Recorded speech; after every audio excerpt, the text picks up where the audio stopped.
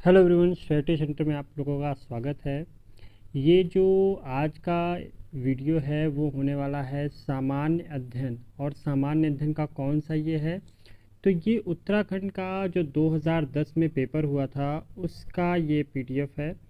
और उसमें कौन कौन से क्वेश्चन पूछे गए तो आप यहाँ देखेंगे कि इतिहास से 7 क्वेश्चन, सामान्य अध्ययन से 22, भूगोल से 24, विज्ञान से, उत्तराखंड विशेष से 30 और खेलकूद से 4। तो इस पेपर को हम लोग शॉर्ट में समझेंगे, क्योंकि इसके मैं कई सीरीज़ लेके आऊँगा। मैं लेके आऊँगा नहीं तो आपकी मैम लेके आएंगी। और अगर आपको उत्तराखंड विशेष के पर्टिकुलर फैक्ट के बारे में जानना है तो यहाँ आप आई बटन पे क्लिक करेंगे, वहाँ पे उत्तराखंड विशेष की सीरीज़ चल रही है, वहाँ से आप उसको जाके देख सकते हैं, जो आपको यूपी एपीओ एग्ज़ाम में ज़रूर से काम आएगा। कहीं ना कहीं से उसमें क्वेश्चन आपको मिलेंगे ही मिलेंगे। तो चलिए देख लेते हैं कि इसमें क्या है। और उसके पहले कि अगर आप इस चैनल में पहली बार आ रहे हैं तो सब्सक्राइब ज़रूर कीजिएगा। तो चलिए फिर देख लेते हैं कि इस क्वेश्चन पेपर में कौन कौन से क्वेश्चन पूछे गए थे। तो सबसे पहला जो क्वेश्चन पूछा गया था वो पूछा गया था, प्रथम रॉयल कमीशन ऑन एग्रीकल्चर की स्थापना किस वर्ष हुई थी। क्योंकि रिपीटेड क्वेश्चन ही पूछते हैं तो ये रिपीटेड भी हो सकते हैं। तो इसका आंसर इन्होंने दिया है 1927 में।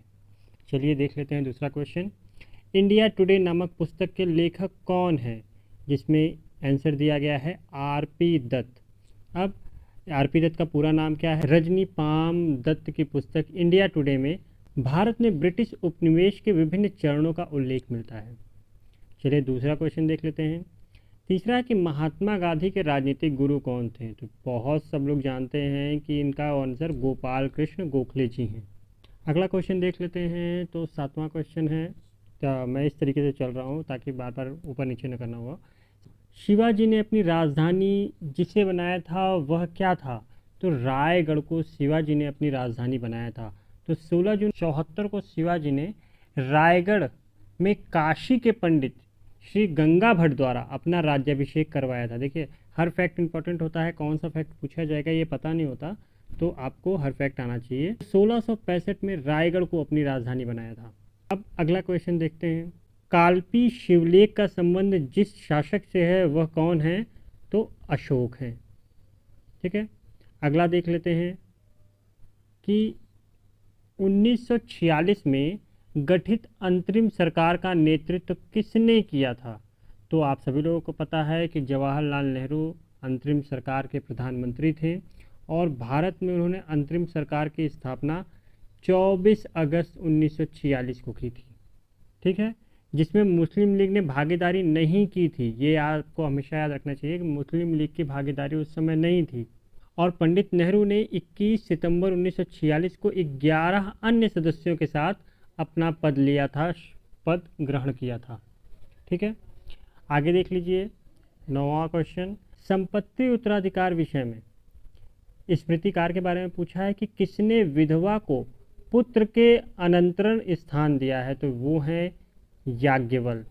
तो ये सारे क्वेश्चन जो हैं वो क्वेश्चन पूछे गए हैं। चलिए आइए देख लेते हैं अगला। बात है मुगल शासक जिन्होंने अपनी आत्मकथा लिखी थी वो कौन थे। तो इनका आंसर है कि बाबर और जहांगीर ऐसे थे जिन्होंने अपनी आत्मकथा लिखी थी। तो बाबर ने किस भाषा में लिखी। तो बाबर ने तुर्की भाषा में लिखी है अपनी आत्मकथा, जिसे हम लोग तुजुके बाबरी कहते हैं। ठीक है, और जहांगीर ने अपनी आत्मकथा फारसी भाषा में लिखी, जिसे हम लोग तुजुके जहांगीरी के नाम से जानते हैं। चलिए अगला क्वेश्चन देख लेते हैं। औरंगजेब ने ताजमहल से मिलता जुलता स्मारक जहां निर्मित कराया था वह स्थान क्या था। तो वो औरंगाबाद था। वैसे जो ताजमहल से मिलता जुलता है उसे लोग कहते हैं कि ये ताजमहल की फूहड़ नकल है। ठीक है, तो ये ऐसा कहा जाता है, पर ताजमहल जैसा ही मिलता जुलता उन्होंने बनाया था। चलिए आगे देख लेते हैं। अवध के अंतिम नवाब थे।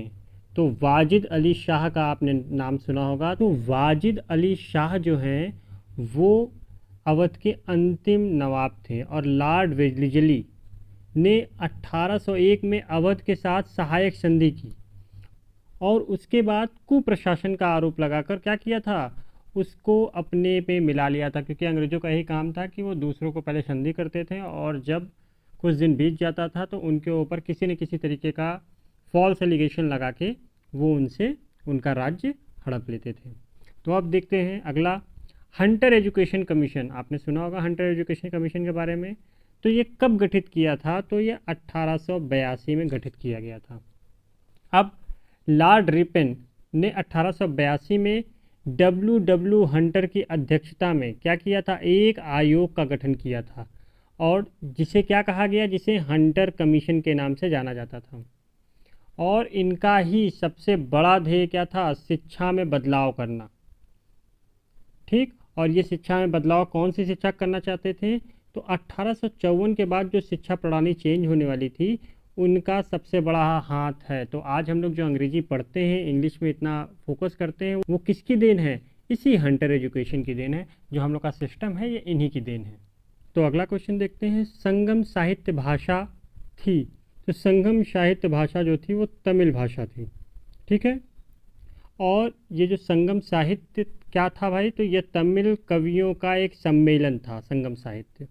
ठीक है, वहाँ पे लोग जाके ऐसा करते थे। अगला क्वेश्चन, निम्नलिखित में से grand old man of India के रूप में किसे जाना जाता है? तो आप सभी लोग जानते होंगे दादा भाई नौरोजी का नाम। ये great grand old man of India के इनके नाम से जाना जाता था। ये कांग्रेस के उदारवादी नेता। आप देखिए यहाँ पे दो आएंगे, एक आएंगे एक्सट्रीमिस्ट, एक आएंगे मॉडरेट वाले, जिसे हम लोग नरम दल या गरम दल भी कहते थे। तो ये कौन से थे? ये नरम दल वाले में थे। गरम दल की बात अगर करेंगे तो वहाँ पे कौन आ जाएंगे? लाला लाजपत राय आ जाएंगे, बाल गंगाधर तिलक आ जाएंगे। तो ये सारे लोग गरम में थे। नरम में कौन थे? तो दादा भाई नौरोजी नरम दल के ही थे। और इन्होंने ही जो एक धन निकासी का सिद्धांत होता है, ठीक है, कि हमारे देश का धन कौन ले जा रहे हैं? अंग्रेज ले जा रहे हैं। इसका सिद्धांत पारित किया था, धन से बहिर्गमन का सिद्धांत प्रतिपादित किया था। और 1817 में इनका निधन हो गया था।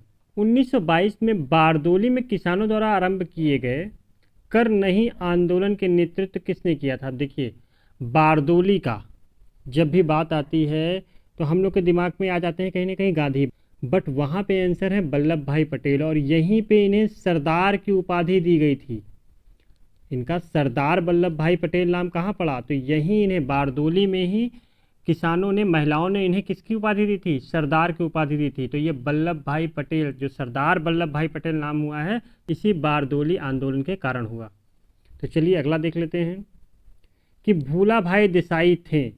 तो भूला भाई देसाई एक वकील थे। ठीक है, और भूला भाई देसाई स्वतंत्रता सेनानी भी थे और एक वकील भी थे।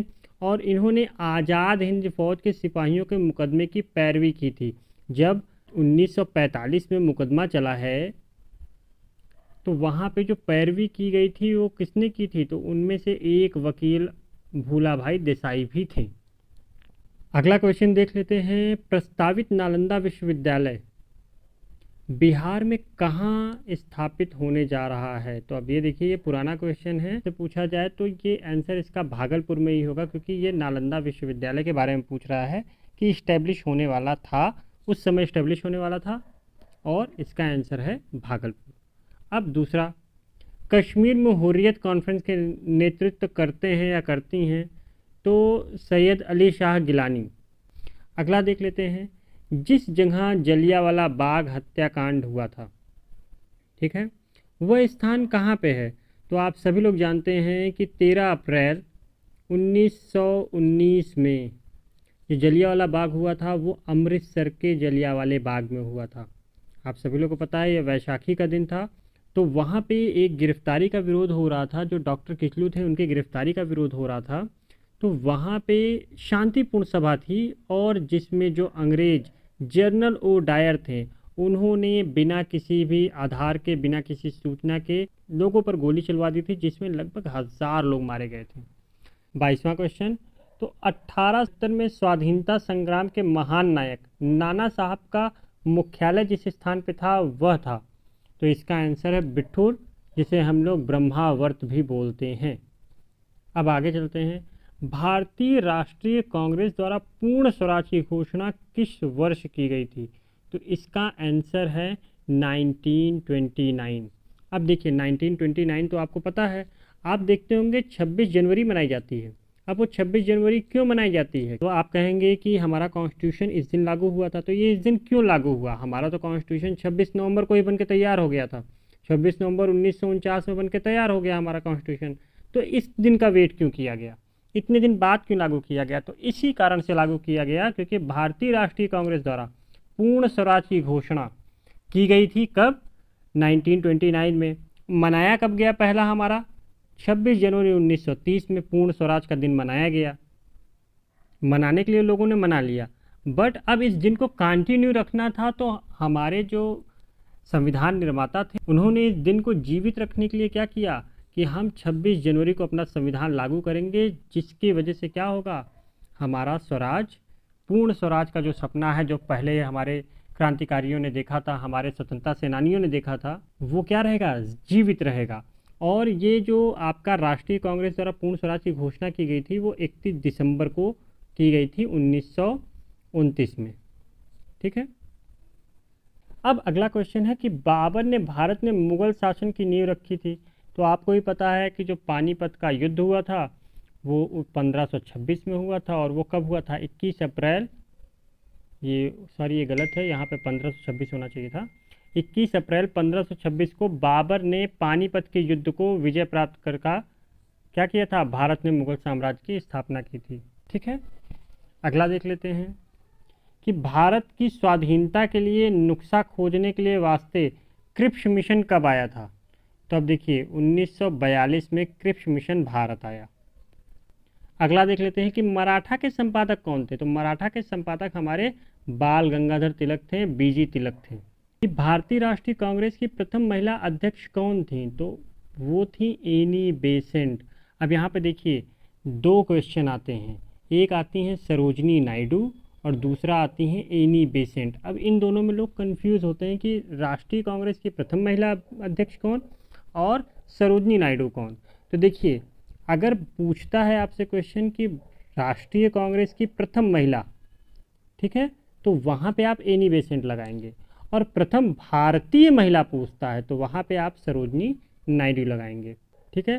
तो यहाँ पे देखिए लिखा है कि भारतीय राष्ट्रीय कांग्रेस के प्रथम अध्यक्ष विमेश चंद्र बनर्जी थे, जबकि प्रथम महिला अध्यक्ष एनी बेसेंट थी, जो 1917 में कांग्रेस की अध्यक्ष चुनी गई थी। अच्छा, 1917 में इन्हें कांग्रेस का अध्यक्ष क्यों चुना गया था? क्योंकि अगर आपको याद हो या फिर आपने पढ़ा हो तो 1916 में कांग्रेस और मुस्लिम लीग का विलय हो गया था, और ये किसके प्रयासों से हुआ था? तो यही एनी बेसेंट थी जिनके प्रयासों से ये विलय हुआ था।